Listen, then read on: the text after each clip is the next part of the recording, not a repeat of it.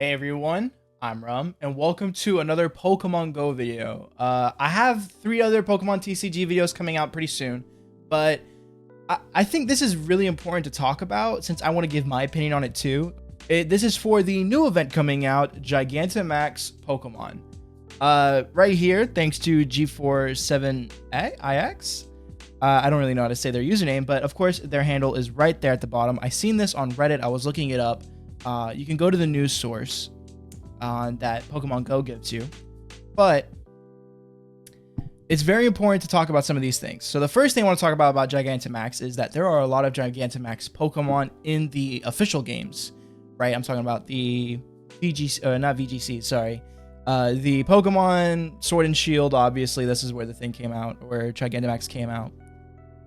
And he actually gives you guys the list here of all the Gigantamax Pokemon. It's quite a bit. Some of them were event locked. I think the Meowth, Pikachu, Eevee, and Snorlax were all event locked. So those ones probably maybe at another time will come out. But if I'm not mistaken, just those 4 were event. Oh no, and of course Melton, who if I remember correctly, he was of course Pokemon Go related.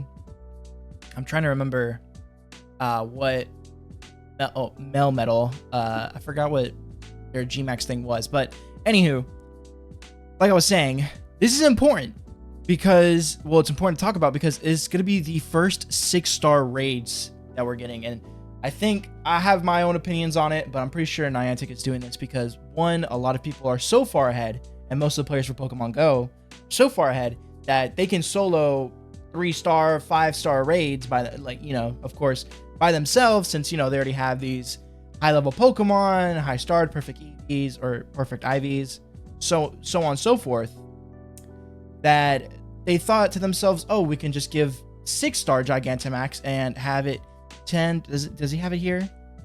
Up to 39 other players, so 40 players in total. I'm pretty sure it's actually up to 60, but it requires 10 people to do these Gigantamax raids. I think it's problematic, honestly. Of course, I understand, like, oh yeah, it's cool to have that increased difficulty for those players that have all those Pokemon from raids or however they got them, egg hatching, battling, what have you. But they had to add in Dynamax Pokemon through another route. Like, you can't just do a Dynamax raid with normal Pokemon that you get from hatching eggs and doing, actual 5-star raids. You can't do that. There's certain Pokemon that can go into Dynamax, and it was a whole cycle. They give you one free one, you go to another site, you take that Pokemon, rinse and repeat. So I think this is problematic because of the fact that you already need different Pokemon in order to go into these raids, not just Pokemon that you pick up, but also there are no remote raids for Gigantamax or Dynamax in general. At least to my knowledge, there are no remote raid passes or whatever for that kind of format. So those two things together, and I'm trying to rationalize why they want so many people. And another thing, like I said, the difficulty, they're trying to make it difficult for longtime players, and also while also making it kind of easy for new players to get into the game, because if the power scaling is so high, anyone could just go pick it up, right? And I understand that, and I agree with that.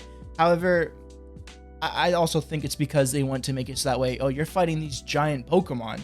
You have to be super powerful to take them on, and you have to do it together.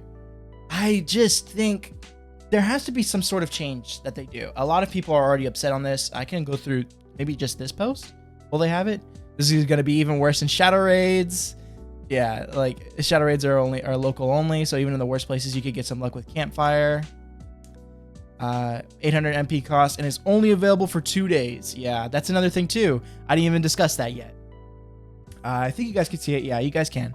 It says right there, local time, October 26th, October 27th, from 10 a.m. to 8 p.m. It's not even a full 48 hours, right? So, and there's so many things that are stacking against this event from being enjoyable, at least to a newer player or someone like me, a returning player who doesn't have all the perfect Pokemon. I don't have a lot of perfect IVs.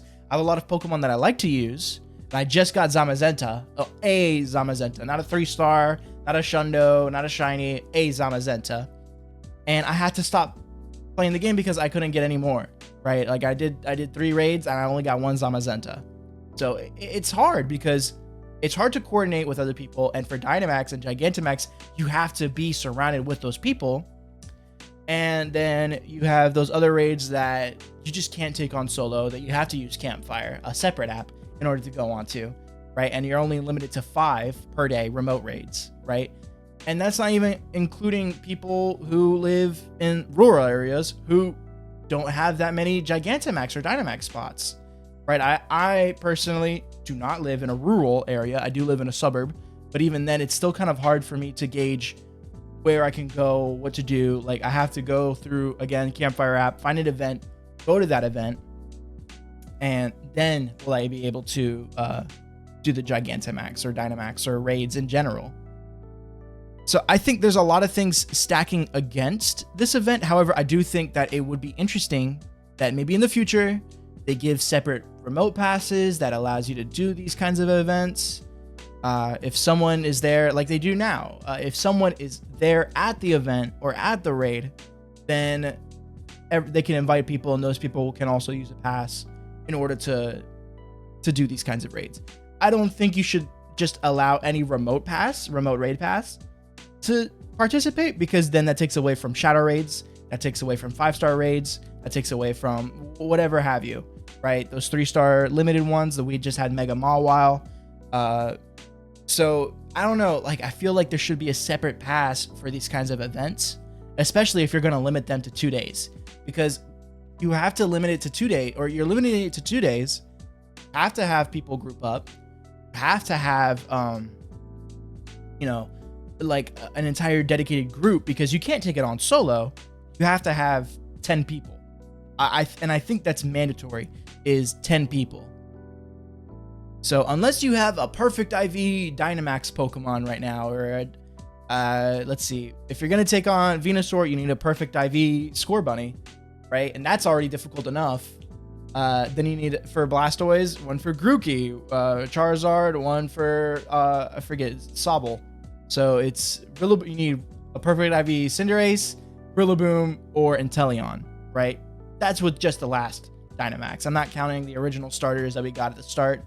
Of course, you counter them with the other aspects, like, of course, Charizard for Venusaur, and Venusaur for Blastoise, Blastoise for Charizard.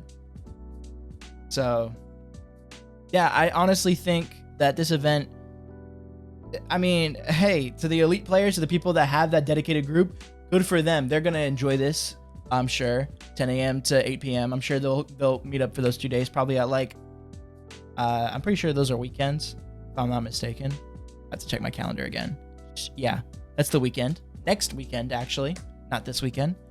And I'm sure they'll group up at like 3, stay one day, go to until probably 6. Or, hey, maybe they're going to go until 9, because that's another thing to take into account for. These events, these Dynamax, you can only do them from, I think, 9 to 11. And after 11, or no, sorry, I think it's 9 to 9. So it's 12 hours to do them. So maybe you're doing it for 6 hours per day, and that's 12 hours of grinding. Maybe. I don't know if they changed the time from them, the time constraints. All in all, I think this event isn't going to be too... I don't think a lot of people are going to be able to complete it.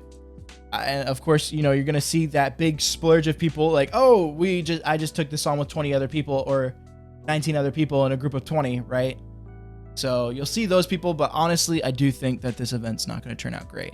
Already people are upset. I think it's going to need some changes. I don't think they're going to do those changes for this round, but maybe for the next round, we'll see some improvements, especially since, Gigantamax and Dynamax are so new.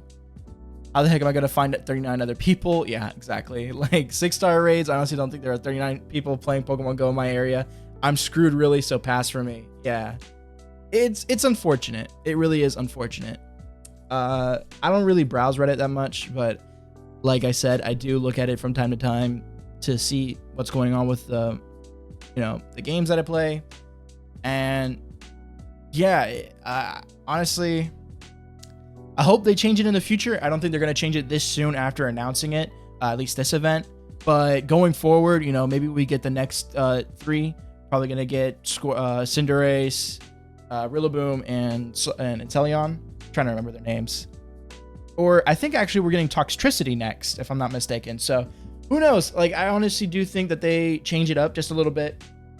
Make it so that way it's a little bit easier to access, especially for those in rural areas, especially for people or maybe people like me in suburbs who don't have a lot of people around them. City lovers, of course, you guys are going to go crazy with this event because there's tons of Pokestops, tons of Dynamax spots, tons of people playing it. But yeah, honestly, it's a shame. It's really a shame. I really hope that they would do a little bit better, but I don't think it will come out to be a little bit better. I guess next time, right? There's always next time. But yeah, that's really everything I had to say. Thank you guys for coming by. My name is Rum. See you guys next time. Bye-bye.